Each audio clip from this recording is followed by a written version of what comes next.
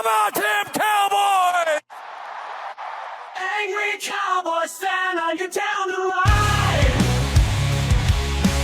Angry Cowboys fan, are you down to ride? Drop a like on the video, go ahead and subscribe. What's going on, Cowboys Nation and Angry Cowboys fans around the world? Y'all know who it is. It's your man, the Angry Cowboys Fan, and Calvin Watkins over on X. So he over there stirring up some controversy, Cowboys Nation. He is over there stirring up controversy, asking if the Dallas Cowboys have a Micah Parsons problem. So we're going to go ahead and talk about that during this Raw and Uncut. Get ready for the Angry Cowboys fans, Raw and Uncut. Keeping it real. They keep it real. That's real. All right, Cowboys Nation, you see it right here. Do the Dallas Cowboys have a Micah Parsons problem? A post by Calvin Watkins. The first comment in this whole thread sums it up for me, Cowboys Nation. No, we don't have a Micah Parsons problem. We don't have a Micah Parsons problem. We don't have a podcast problem. You want to know what problem that we have? Go ahead and join me over at the office and I'll get into it during this Raw and Uncut. All right, Cowboys Nation, do we have a Micah Parsons problem here in Dallas? Do we have a Micah Parsons problem within the Cowboys ranks? No, we don't. You want to know the problem? The problem is Jerry and Stephen Jones. The problem is the culture and the philosophy that has been embedded within this organization for the past umpteenth years. For the past how many ever years the damn Jerry Jones family has owned the Dallas Cowboys. This is the problem that we have. The podcast situation, that's cultivated by Jerry Jones. A lot of people say that Jerry Jones and them have an issue with it. The front office has an issue with it. No, they don't, because you also have in that thread blogging the boys saying the exact same thing, that no, the Dallas Cowboys don't have a Micah Parsons problem. What problem that we have is being cheap.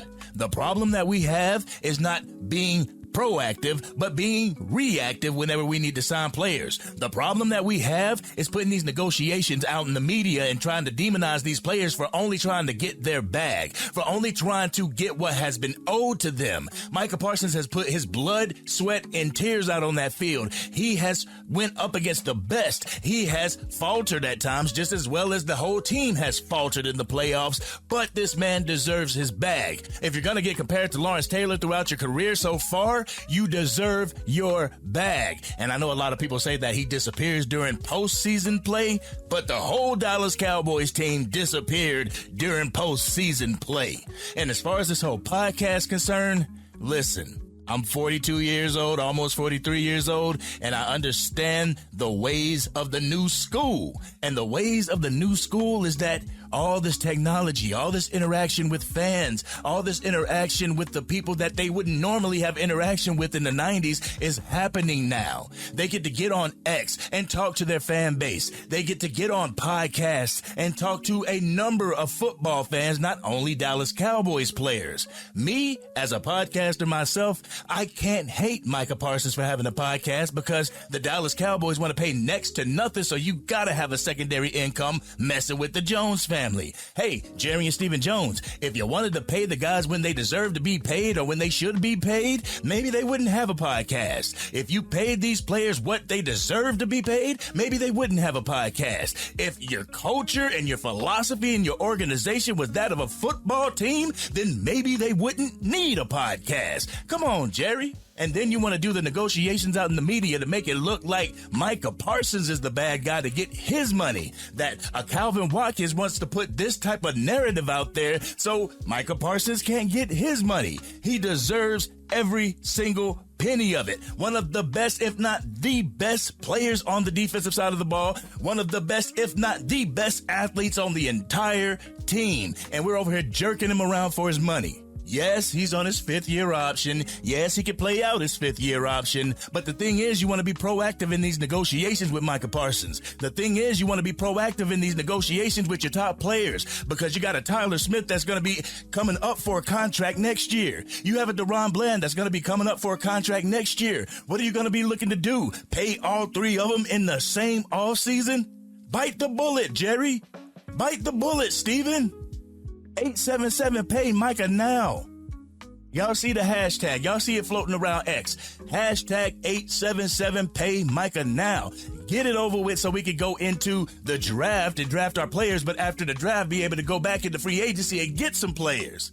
Stop painting Micah Parsons out to be this cretin, this enemy, this cancer within the Dallas Cowboys organization, because that he is not. But what this feels like, Cowboys Nation, it feels like D-Law felt like he had something left to offer the Dallas Cowboys, and the Dallas Cowboys didn't see that way, so they allowed him to walk. He felt slighted about it. He has felt slighted about being knocked off the captain block and Micah Parsons taking over. He felt slighted about that. So Micah Parsons, since being a Dallas Cowboy, from what I understand, hasn't gotten that leadership development that DeMarcus Lawrence should have given, just like Brett Favre did Aaron Rodgers. Why can't the old school embrace the new school and teach them the things that we didn't get taught? And it goes on both sides. The new school has a problem with respecting the old school because the old school doesn't go out of their way to help them. We got to start helping them, Cowboys Nation.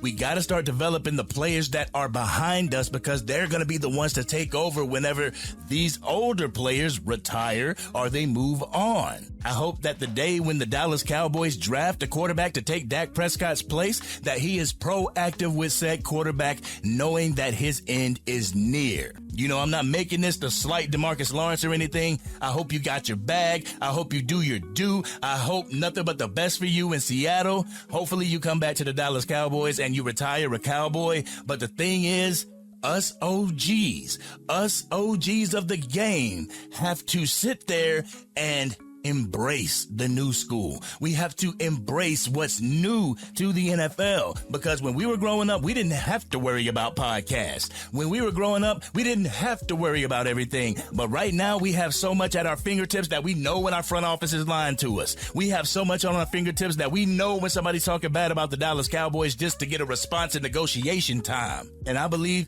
this is happening now because it's negotiation time for Micah Parsons, and they want us to get our eyes off the ball. They want us to look at Micah Parsons and look at him as the enemy when he is not the enemy. He is the one that is helping us try to achieve a championship in Dallas.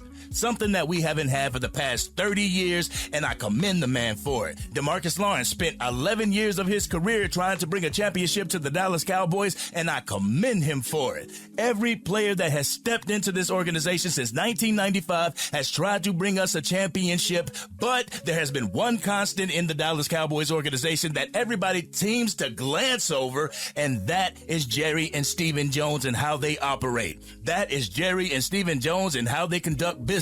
That is Jerry and Stephen Jones, or the way they negotiate out in the media to make these players look dumb. I ain't falling for it, Cowboys Nation.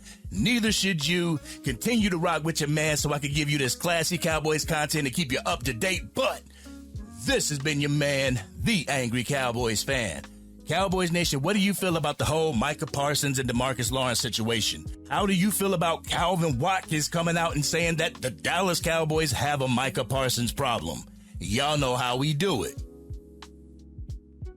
We always talk about it in the comment section. If you're digging this content and want to help get it out to even more Dallas Cowboys fans, drop a like on this video and please consider sharing it with anybody that you know is a Dallas Cowboys fan. If you are DC for life and wish that the Jones family would stop the negotiations from the 90s and get into the 2000s and 20s and get this shit done, hit that subscribe button. Hit the bell to be notified whenever I go live, release a video, podcast episode, film breakdown, draft coverage, or Madden 25 or college football 25 gameplay. Hashtag 877PayMicah now. Jerry and Stephen Jones, you gotta be proactive in order to get these contracts done so you ain't worried about Micah Parsons' contract, Tyler Smith's contract, and Deron Bland's contract all in one season. Get it done. Be proactive.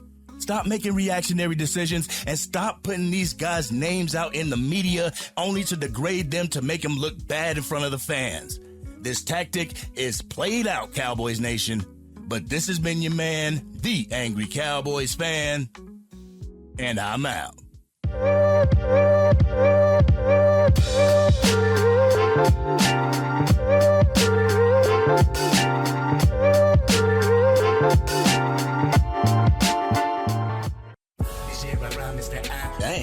Cowboys fan. You done made it through the entire video.